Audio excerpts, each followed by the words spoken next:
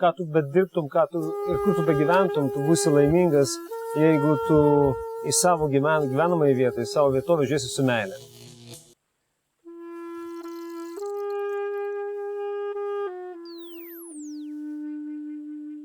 Daugėliškis žmogus, ko gero, darbštus, tvarkingas.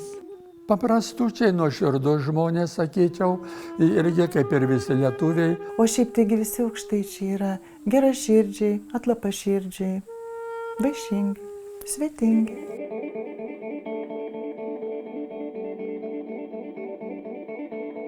Daugelį yra nuo seno tokie šalti, abejingi. Vyskupas Paltarokas, norėdamas pagerbti savo bendradarbį, štai Reine, nutarė lankyti parapijas 27 metais. Ir pačią pirmąją parapiją, Panevėžio vyskupiją, lanko Daugailius. Ir štai vyskupas Paltarokas rašo: atvažiavau į Daugailius, o vyskupas Paltarokas buvo ir pedagogas, ir psichologas. Labai vertino tuos dalykus. Jokio bromo, jokio pasitikimo, jokio raitelių su ąžuolo vainikais, nieko. Nes stovi žmonės, sako, Šventoriaus patvoryje, šalti, abejingi, kalbino, nedrąsus. Nu ką, atlaikiau šventąsias mišias, pasakiau 2 pamokslus, lyg tai šilčiau pasidarė.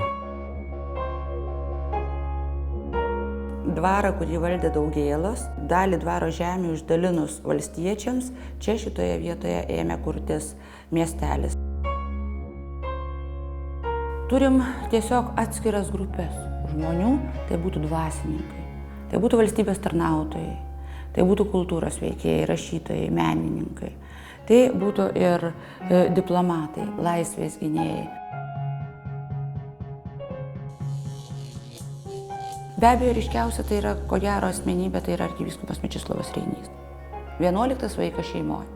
Iš labai gražaus kaimelio Madagaskaro pavadinimu. Iš Viensėdžio. Pradėjęs nuo vikaro Vilniaus Šventų Jonų bažnyčiai, savo kaip dvasininko kelią baigė būdamas Vilniaus arkivyskupu. Tai 1926 metais buvęs ir Lietuvos Respublikos užsienio reikalų ministras. Tai Vytauto didžiojo universiteto profesorius Bronius Kviklys. Jo 4 tomis Mūsų Lietuva, 7 knygos Lietuvos bažnyčių. Iš tiesų labai mylėjęs savo Daugailius. Kunigas Rameikis, kunigas Kurkis, kunigas Lumbė pastatė Šančių bažnyčią. Viską, ką dabar turiu, tik tai dar kunigą Joną Tamošiūną. Kariuomenės kapelionas, kapitonas, 2 kartą Afganistane. Viską, ką. Dabar buvęs užsienio reikalų ministras Ušackas, mano štai parapijietis. Viską, Velykų rytą žiūriu, kad buvęs ministras stovi gražiai. Viską, paskui atėjus mane pasveikinti, aš jam sakiau, kad meldžiausi, kad va tą kulką įstrigo ten stikle, kur į jų šovė, bet ne jūsų galvoj, ne jūsų krūtinėje. Kadangi senelė gyveno po Sibiro Ukmergėj, tai jis visą laiką pasimdavo mane, pasimdavo mano brolį ir važiuodavo parodyti, čia, sakydavo, čia mūsų žemė yra. Net sovietiniais laikais, kai tuo metu buvo Grąžtų gamyklos poilsio bazė dvare, kuris sudegęs dabar jau yra jau griuvėsiai likę. Tai kiekvieną vasarą atvažiuodavom, sustodavom pas kaimynus, pasilabindavom, pasisveikindavom. O kai jau žemę gražinom, tai pamenu vieną iš pirmų kelionių, tai tokia močiutė bėga su skarelė mojuoja, rimuk, rimuk.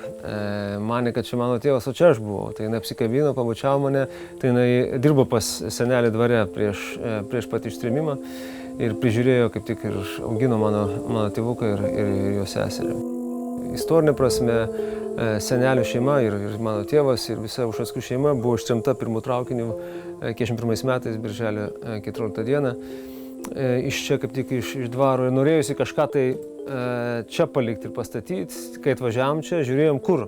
Ir tėvas mano, kaip tik mes praėjom, sako, čia buvo mūsų maudyklė. Eidavom iš dvaro čia maudantis šitoj vietoj. O šį kai atsikraustėm, tai žmonės tikrai labai geri, labai nuoširdus. Mums buvo viena tokia didelė bėda, kai aš tuo metu dirbau Amerikoje ambasadorium. Man paskambino ir papasakojo, kaip buvo, kad kitas kaimynas toliau pažiūrėjai degino žolę ir jinai užsidegė ir visa pakrantė išdegė apie beveik kilometrą.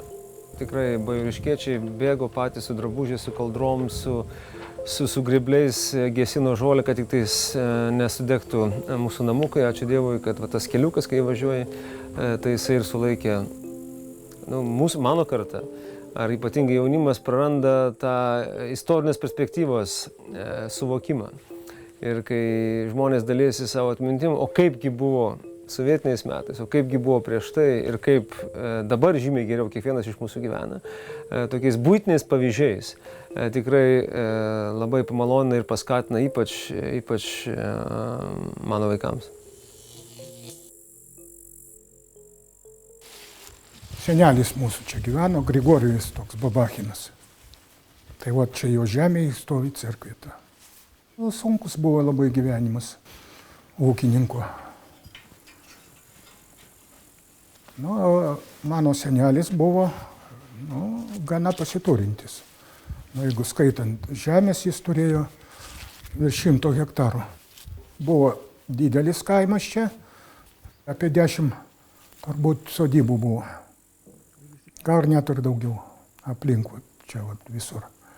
Apie 30 žmonių taip susirinka, kurie iš čia įsikėlė į Daugpilį, jie atvažiuoja irgi. Tarp kitko, mano mama pirma čia šliūbą ėmė. Jaunystė jinai, žinoma, gražiau atrodė, paveikslai buvo visi. Ateidavau irgi pasimelsti ir vaikas atėjo, atvesdavo į tėvai ir nuo pat tokių dienų. Su tėvais ateidavo, seserys, broliai, ateidavo pasimelsti, mane paimdavo. Mokykla buvo čia, kaip sako, cerkovna prichodnaja rusiškai. Mašalučia, oi. Varpas labai toks dalykas, kaip ir brangokas mums. Tai va, sija pakabinta šitą, tai labai gražiai skamba jinai. Aplinkui girdisi panašiai apie spindulių, 3 kilometrų spindulių girdisi. Kabinau Varvarai, kai laidojo Varvarą, va taip. Nelaimės atveju, kad nėra kam skambinti. Nėra ką prisikviesti skambinti. Viskas.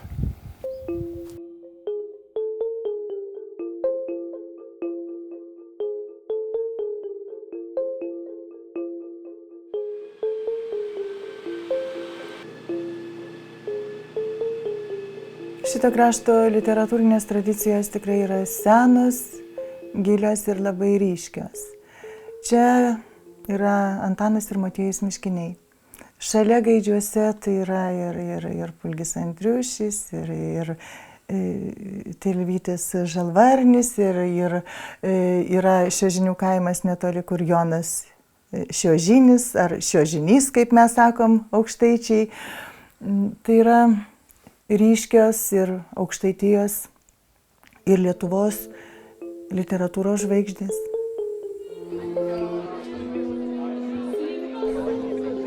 Tai yra ir Antano Miškinio kūrybos pagerbimas.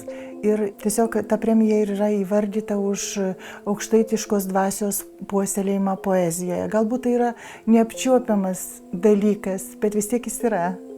Visi mano kartos poetai savo mokytojų laiko Antaną Miškinį.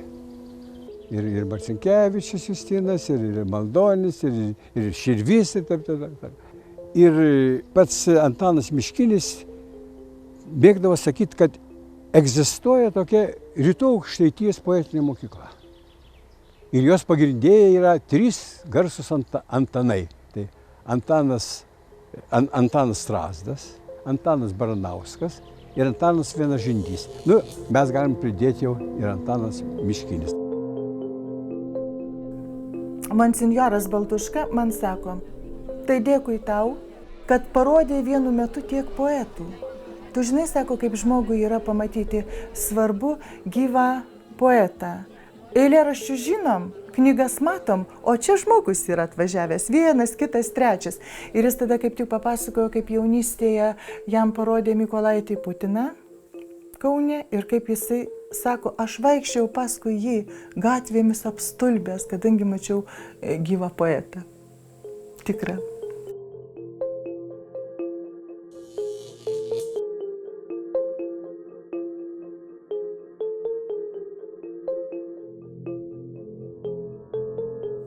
Juknėnai tai yra mano visatos centras.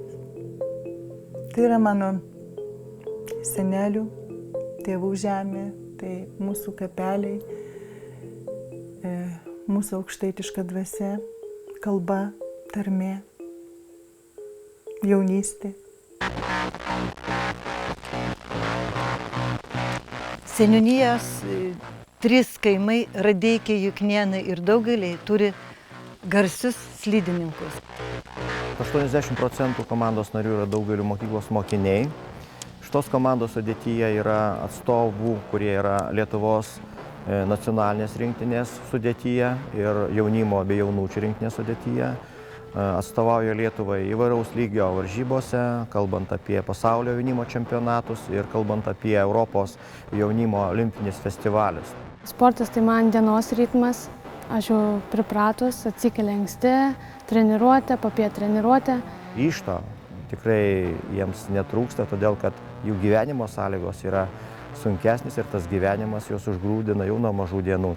Lietuvos čempionate 3 vieta, užsienyje prizinės vietos, Latvijoje čempionate 1 vietas.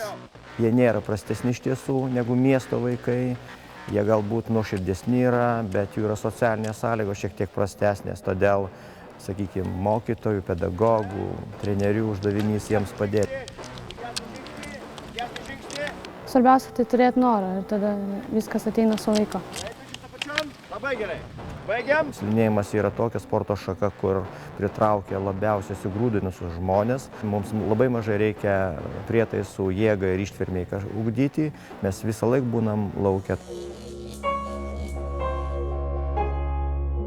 Daugelių žemės labai kalvotos, nederlingos, todėl tėvai visada stengiasi nors 1-2 savo vaikus išleisti į mokslus.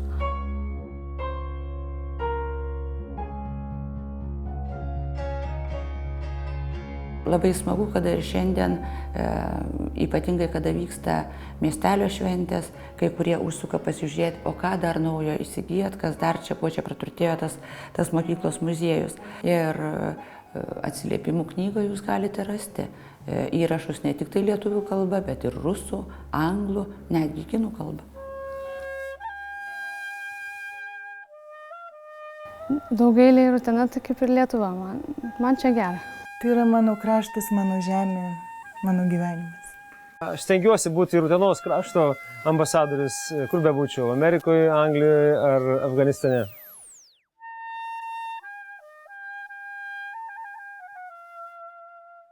Tad į darbą, kas tik sveikas, Dievas laimins mūsų žygį.